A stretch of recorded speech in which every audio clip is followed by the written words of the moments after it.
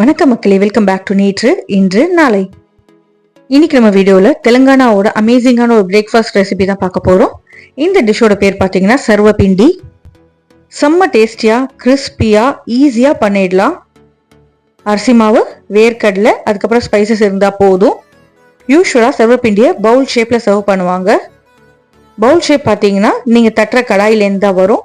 But உங்களுக்கு அந்த round கடாய் இல்லைன்னா நீங்கள் தோசைக்கல்ல கூட தட்டிக்கலாம். நல்லா சூடாக சாப்பிடும்போது கரகரன் மொறு மொறுன்னு வேர்க்கடலை வாசனையோட கடலைப்பருப்போட பைட்டோட சாப்பிட்றதுக்கு அமேசிங்காக இருக்கும். இதை நீங்கள் சட்னி கூட சாப்பிடலாம், இல்லைன்னா என்ன மாதிரி வெறுமையே அப்படி பிச்சு சாப்பிடலாம். நான் இன்னைக்கு டிஷ்ஷில் கொஞ்சமாக இஞ்சி பூண்டு விழுது ஆட் பண்ணியிருக்கேன். பட் அது ஆப்ஷனல் தான், உங்களுக்கு வேணும்னா நீங்கள் ஆட் பண்ணிக்கோங்க, இல்லைன்னா ஸ்கிப் பண்ணிக்கலாம்.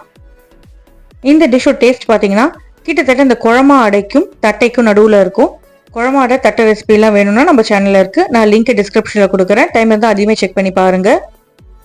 சர்வபிண்டி நான் எப்படி பண்ணுங்கிறத பார்க்கறதுக்கு முன்னாடி நம்ம சேனலுக்கு நீங்கள் ஃபர்ஸ்ட் டைமாக வரீங்கன்னா மறக்காமல் சப்ஸ்கிரைப் பண்ணுங்கள். இப்போ வாங்க வீடியோக்குள்ளே போகலாம். ஒரு பவுலில் 2 கப் அளவுக்கு அரிசி மாவு எடுத்துக்கலாம்.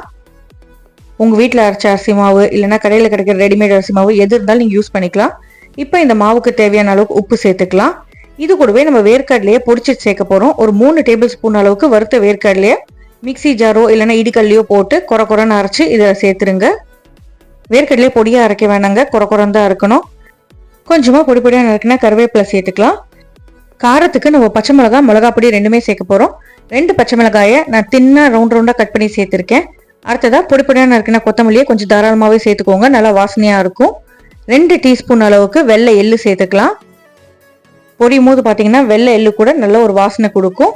காரத்துக்கு 1 டீஸ்பூன் அளவுக்கு சிவப்பு மிளகாய் பொடி சேர்த்துருக்கேன். ஒரு சிட்டிகை அளவுக்கு மஞ்சள் பொடி சேர்த்துக்கலாம்.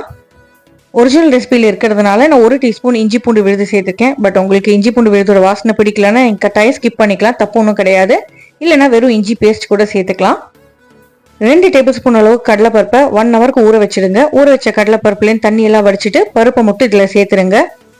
1/2 டீஸ்பூன் ஜீரகம் சேர்த்துட்டு நம்ம ட்ரையாக மிக்ஸ் பண்ணிக்கலாம். ட்ரையாக மிக்ஸ் பண்ணாதான் உங்களுக்கு இந்த பருப்பு, கொத்தமல்லி, கருவேப்பிலை இருக்கிற தண்ணி எல்லாம் மாவு இழுத்துட்டு பாக்கி எவ்வளோ தண்ணி தேவைப்படும்னு தெரியும். இப்போ நம்ம கொஞ்சம் கொஞ்சமாக தண்ணி சேர்த்துட்டு ஒரு திக்கான டோ பதத்துக்கு பிசைஞ்சிக்கலாம். சப்பாத்தி மாவு மாதிரி லூஸாக பிசையாமல் பூரி மாவு மாதிரி டைட்டாக பிசைஞ்சுக்கோங்க. அப்போ தான் உங்களுக்கு பிட்டு போகாமல் இன்டாக்டாக வரும் தட்டும் போது. அப்படியே ஒரு பந்து வர வரைக்கும் நம்ம தண்ணி தெளிச்சு கொஞ்சம் பொறுமையாக பிசைஞ்சிக்கலாம். பிசைஞ்சதுக்கு அப்புறமா கொஞ்சமாக மாவு எடுத்து பந்து மாதிரி உருட்டி பாருங்க. உங்களுக்கு உருட்ட வருதான்னு, அந்த மாதிரி வந்ததுன்னா பதம் கரெக்டாக இருக்குன்னு அர்த்தம். மேலே காயாமல் இருக்கிறதுக்காக கொஞ்சமாக எண்ணெய் தடவி வச்சிடலாம். இந்த மாவு ஒரு 15 நிமிஷம் ஊறட்டும். ஒரு ஓரமாக மூடி போட்டு வச்சிருங்க, இல்லைன்னா மாவு காஞ்சிடும். 15 மினிட்ஸ் கழிச்சு நீங்கள் இந்த மாவு எடுத்துட்டு சர்வபிண்டி மாதிரி தட்டிக்கலாம். சர்வபிண்டி யூஸ்வலாக பவுல் ஷேப்பில் இருக்குங்கிறதுனால உங்கள் வீட்டில் இருக்கிற காய் வதக்கிற கடாயை நீங்கள் யூஸ் பண்ணிக்கோங்க, கரெக்டாக இருக்கும்.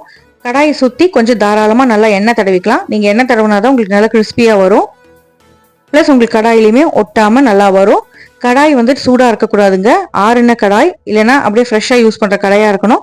சூடாக இருக்கிற கடாயில் உங்களால் தட்ட முடியாது, மாவு அப்படியே பிடிச்சிக்கும்.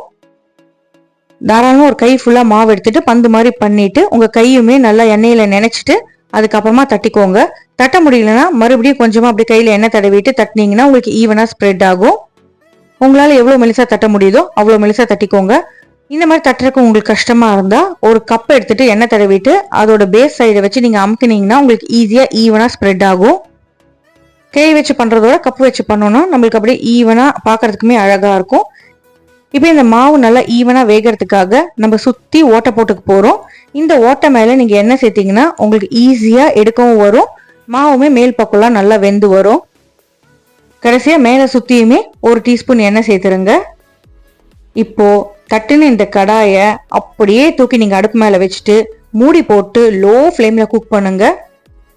கீழ்ப்பக்கம் பார்த்தீங்கன்னா ஒரு 10 நிமிஷம் கழிச்சு கோல்டனாக மாறும். அந்த மாதிரி கோல்டன் கலர் வந்ததுக்கப்புறம் நீங்கள் கடாயிலேருந்து எடுத்தீங்கன்னா உங்களுக்கு ஈஸியாக எடுக்க வரும். ஜஸ்ட் நீங்கள் ஓரத்தை ஸ்க்ரேப் பண்ணி விட்டாலே அப்படியே கடாயிலேருந்து தானாகவே வந்துடும். சென்டர் பார்ட்டை மட்டும் ஈவனாக தட்டிக்கோங்க, இல்லைன்னா தின்னாக இருந்தால் உங்களுக்கு கருகிடும், திக்காக இருந்தால் வேகிறதுக்கு லேட் ஆகும். ஓரங்கள்லாம் உங்களுக்கு வேகாத மாதிரி இருந்தால் கடாயை அப்படியே சுற்றி விட்டு வேக வச்சுக்கோங்க. ஏன்னா ஃப்ளேம் எல்லா பக்கத்துலேயும் படும்போது தான் உங்களுக்கு ஓரமும் நல்லா கிறிஸ்பியாக வேகும்.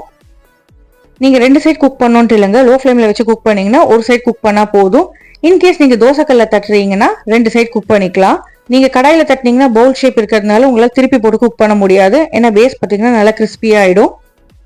இண்டோலியம் கடாய் இல்லைன்னா அயன் கடாய் ரெண்டுத்துலையுமே ஈஸியாக எடுக்க வருது. ஆனால் டேஸ்ட் வைஸ் பார்த்தீங்கன்னா அயன் கடாயில் தான் இன்னும் நல்லா கிறிஸ்பியாகவும் சூப்பராக இருக்குது. ட்ரை பண்ணி பாருங்கள். தேங்க்ஸ் ஃபார் வாட்சிங்.